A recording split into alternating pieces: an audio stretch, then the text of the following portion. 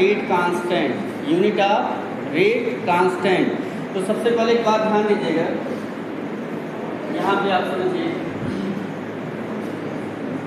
कैसे इसको हम निकालेंगे। सपोज करो कि कोई आपका रिएक्शन हो रहा है, कोई आपका रिएक्टेंट ए है, कोई आपका रिएक्टेंट ए है, और ऐसा लिखते हैं consider a chemical reaction, consider a chemical reaction. हमने ये मान लिया कि कोई केमिकल रिएक्शन इस तरह से हो रहा है। इसमें क्या है, केमिकल रिएक्शन में कोई आपका रिएक्टेंट ए है और वो रिएक्टेंट टाइम के साथ किसी प्रोडक्ट में क्या हो रहा है, कन्वर्ट हो रहा है। बोलिए, कोई आपका रिएक्टेंट ए है, वो टाइम के साथ किसमें कन्वर्ट हो रहा है, प्रोडक्ट में। क्लियर? तो एक बात समझिए, according to law of mass action, according to law of mass action, rate of above reaction. आप एक बात बताइए, लॉ ऑफ मास एक्शन क्या बताता है? According to law of mass action वो ये कहता है कि जो रिएक्शन का रेट होता है, किससे दिखाते हैं, स्मॉल आर से।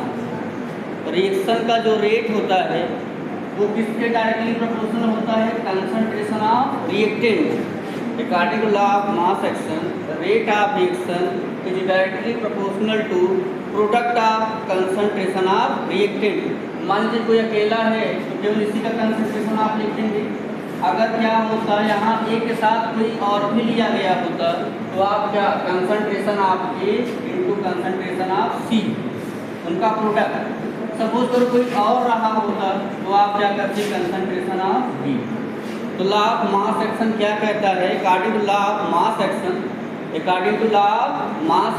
Rate of reaction is directly proportional to product of concentration of reactants. जितने रिएक्टेंट्स होंगे उन्हीं के कंसंट्रेशन का आप प्रोडक्ट निकाल लीजिए, वही क्या है, रेट ऑफ रिएक्शन। तो यहाँ पे तो हमने केवल एक ही रिएक्टेंट लिख लिया था और आपको समझाने के लिए थोड़ा सा जिससे ये आपको क्लियर हो जाए। तो अब यहाँ पे क्या करेंगे, इस प्रोपोर्शनल साइन को हटाएंगे तो यहाँ पे कोई ना कोई कांस्टेंट लाएंगे। बोलिए, यहाँ से क्या होगा आपका R equal to K into concentration of A. बोलिए, तो जो आपका रेट होता है, मान लीजिए यहाँ पे अगर हम लिखना चाहें rate of reaction, unit of rate, क्योंकि जो रेट होता है वो अगर इसका मान लीजिए हम लिखना चाहेंगे तो ये हमने रिएक्टेंट के लिए लिखा हुआ है। ये आपका क्या है, रिएक्टेंट है ना, ये आपका क्या है, रिएक्टेंट है। इसकी रेट को हम ऐसे भी लिख सकते हैं एक तरीके से, और मान लीजिए ये रेट ऑफ अगर मान लीजिए हम रिएक्टेंट को लिखना चाहें, रेट ऑफ रिएक्शन, यही जो रिएक्शन इसकी रेट को दो तरीके से लिख सकते हैं। एक तो हम लिख देंगे कि वो कंसंट्रेशन के डायरेक्टली प्रोपोर्शनल होगा, कंसंट्रेशन के क्या होगा, directly proportional, law of mass action के कारण। एक तरीके से और लिख सकते हैं, ये आपका जो होगा rate of reaction equal to क्या होता है, चेंज इन कंसंट्रेशन ऑफ, बोलिए, change in concentration of reactant upon time taken. एक तरीके से हमने रेट ऑफ रिएक्शन और निकलना आपको सिखाया था कि रेट ऑफ रिएक्शन क्या होता है, rate of reaction equal to होता है change in concentration of reactant upon time taken. अगर मान लो यहाँ प्रोडक्ट, मान लीजिए यहाँ पे हमने कोई प्रोडक्ट लिखा है, सपोज करो यहाँ पे जो प्रोडक्ट बन रहा है वो P बन रहा है, तो इसको और भी हम ऐसे लिख सकते थे, change in concentration of product upon का टाइम टेकन। बोलिए, अब आप एक बात जानते हो कि टाइम के साथ जो रिएक्टेंट है, उसका कंसंट्रेशन क्या होता है, डिक्रीज होता है। टाइम के साथ रिएक्टेंट का कंसंट्रेशन क्या होता है, डिक्रीज होता है। तो यहाँ पे कौन सा साइन लगा देंगे हम, minus.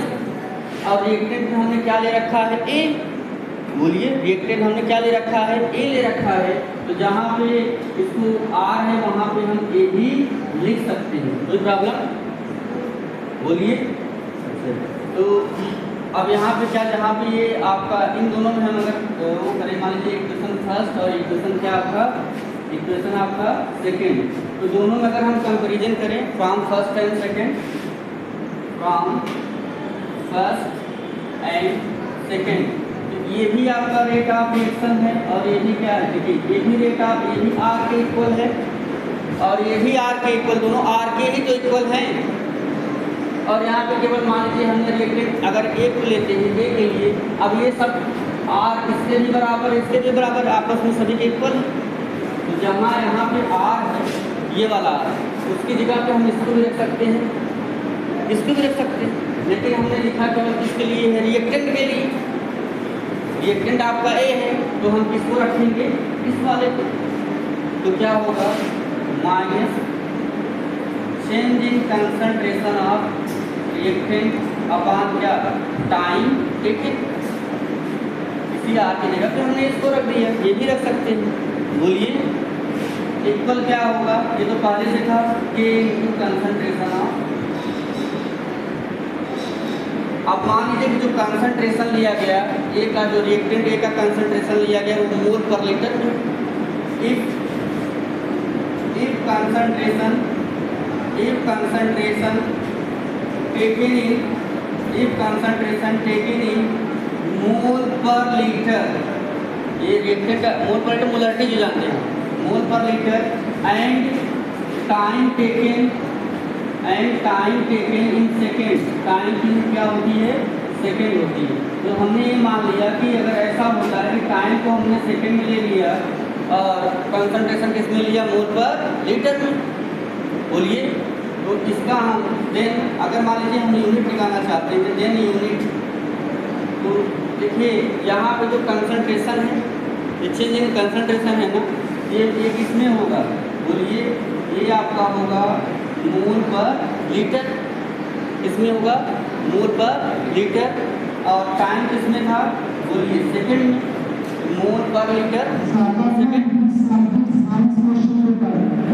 Mole per litre into upon second equal to यहाँ पे के इंटू कंसंट्रेशन, ये भी कंसंट्रेशन है, ये भी किसमें होगा, बोलिए मोल पर लीटर, ये भी कंसंट्रेशन, ये भी कंसंट्रेशन, ये भी किसमें होगा, मोल पर लीटर।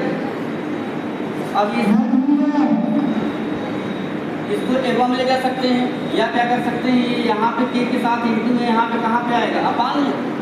बोलिए अगर कोई इधर इंटू में दे अपान में आता है, आगे क्या होगा, इसको हम ऐसे लिख सकते हैं, मोल पर लीटर अपान सेकेंड, और वो भी आ गया मोल, बोलिए मोल पर लीटर इक्वल टू क्या, के। अब यहाँ से क्या होगा, ये मोल पर लीटर से मोल पर लीटर क्या हो जाएगा, कैंसिल, और ये सेकेंड की पावर 1 है, एवं में जाएगा क्या हो जाएगा, सेकेंड इनवर्स। यहाँ से आपके के इक्वल टू क्या होगा, सेकेंड इनवर्स। यहाँ से इस रिएक्शन के लिए जो यूनिट आई वो क्या आ गई, सेकेंड इनवर्स। कोई प्रॉब्लम, इस रिएक्शन की जो यूनिट आई वो क्या आ गई, सेकेंड इनवर्स। लेकिन क्या होता है कि ऐसा नहीं है कि सबके लिए जो ऑर्डर ऑफ रिएक्शन होगा वो क्या होगा, सेम होगा, सबके लिए क्या हो सकता है, अलग अलग भी हो सकता है। यहाँ तक कोई प्रॉब्लम। तो कैसे हम यूनिट ऑफ रेट कांस्टेंट निकालेंगे, ये आपको पता हो गया। बोलिए अगर मान लीजिए कोई और रिएक्शन आपको दिया गया है, तब कैसे निकालेंगे, यूनिट ऑफ रेट कांस्टेंट अगर आपको निकालना है, के इक्वल टू, यहाँ पे हमने क्या लिखा था, आर, मतलब ये आपका यूनिट ऑफ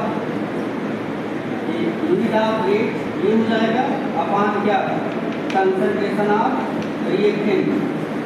बोलिए इसको भी करके आप क्या करेंगे, इसकी यूनिट रख देंगे रेट ऑफ रिएक्शन की और कंसंट्रेशन की, और इसी को आप डिवाइड करेंगे तो आपका क्या होगा, रेट ऑफ रिएक्शन की यूनिट आ जाएगी। समझ में आया।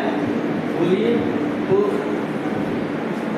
एक चीज़ और नोट कर लेंगे, एक चीज़ और समझिएगा, जो ऑर्डर ऑफ रिएक्शन होता है, ऑर्डर ऑफ रिएक्शन वो आपका जैसे हमने बताया first order, second order, third order, तो ऑर्डर ऑफ रिएक्शन आपका होल नंबर भी हो सकता है, 1 2 3 4 5 6, और फ्रैक्शनल भी हो सकता है। अभी प्रीवियस हमने बताया था कि आपको ऑर्डर ऑफ रिएक्शन, पहले ये तो समझ में आया। कैसे कैलकुलेट करना है आपको क्लियर हुआ।